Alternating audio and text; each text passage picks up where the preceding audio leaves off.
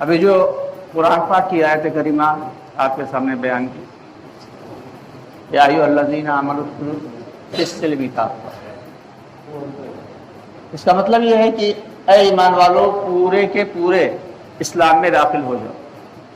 یعنی کہ آدھے تیتر آدھے بٹیر بن کے نہ رہ جاؤ کہ جو اسلام کی چیز پسند آئی اس کو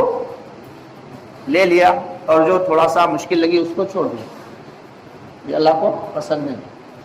بلکہ اللہ تعالیٰ تو یہ چاہتے ہیں کہ جو دین متین دیا ہے اللہ رب العالمین نے ہم سب کے آقا نامدار محمد مصطفیٰ صلی اللہ علیہ وسلم کو، مکمل دین، اس پر ہم سارے کے سارے پوری طریقے سے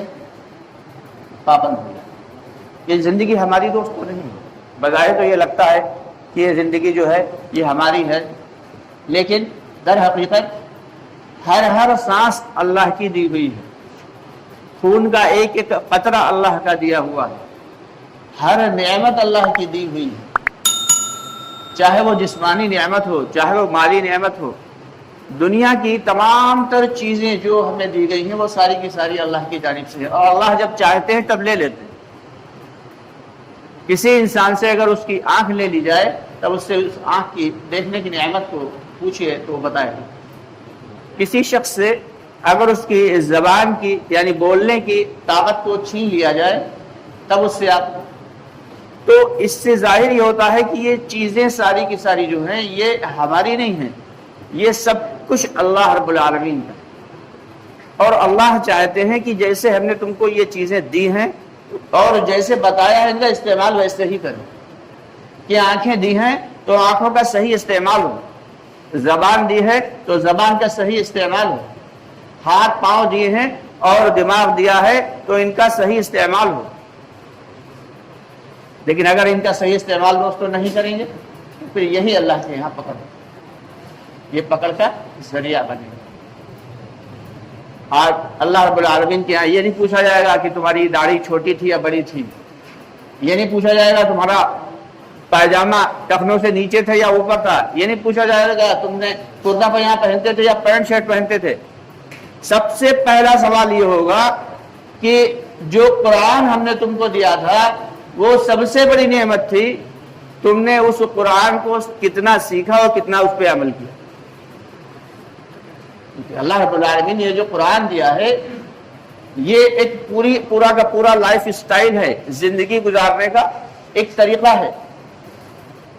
اور ہم سب کی ذمہ داری یہ ہے کہ اس کو پڑھیں، اس کو سمجھیں اور اس پہ عمل کریں۔ اول چیز تو ہم قرآن پڑھے نہیں،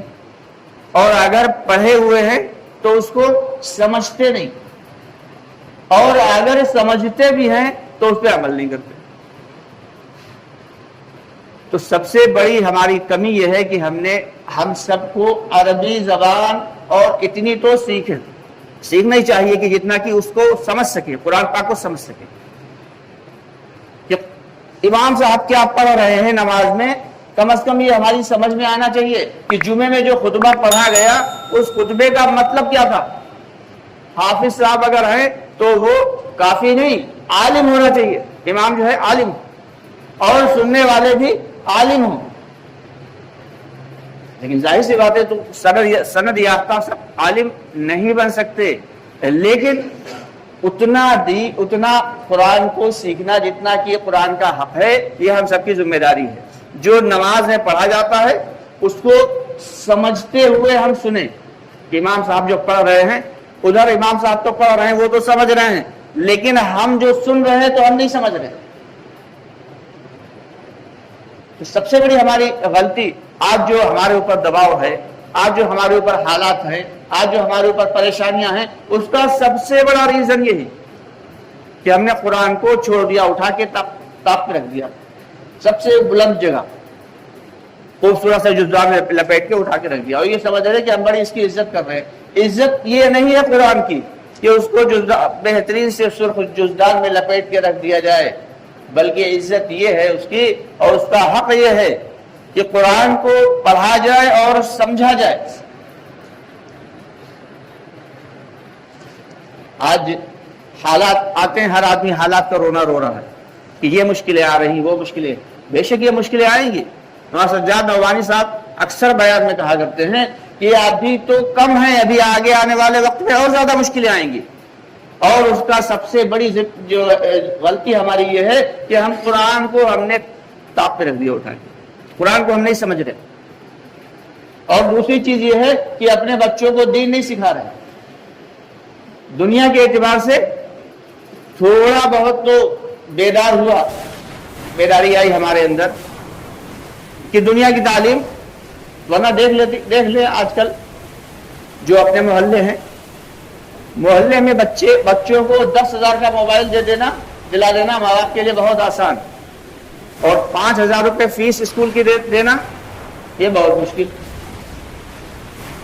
تو جب جہالت عام ہے، نہ دین کا علم ہے نہ دنیا کا علم ہے، اور پھر رونا یہ روتے ہیں کہ حالات آ رہے تو حالات تو آئیں گے۔ اگر ہمیں حالات سے نپٹنا ہے، اگر ہمیں ان پریشانیوں سے نکلنا ہے، تو لازم یہ ہے کہ ہم بچوں کو دین کی بھی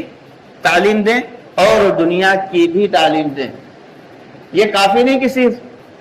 جو ہے مدرسے بھیج دیا الف با تا سا، نہیں، بلکہ ایک سے ایک مسلمان بڑے سے بڑے جو ہے وہ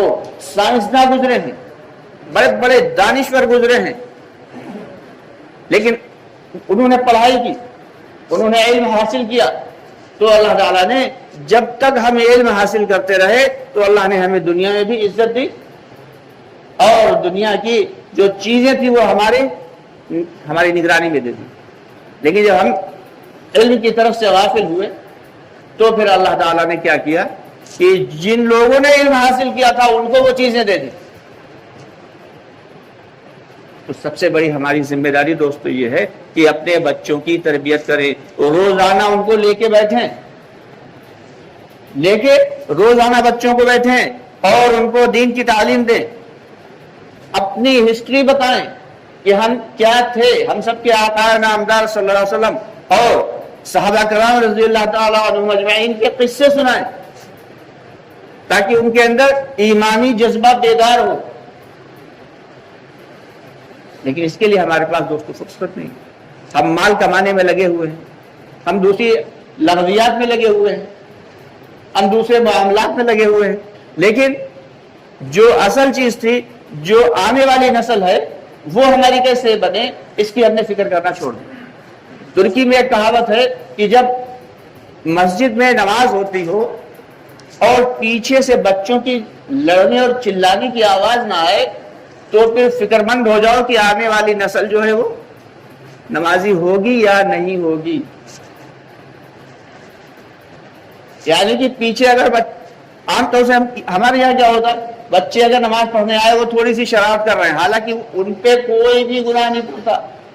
بچے اگر مسجد میں آ کے کتنا بھی اٹھا پٹک مچا دیں، کیونکہ وہ ابھی 14 سال سے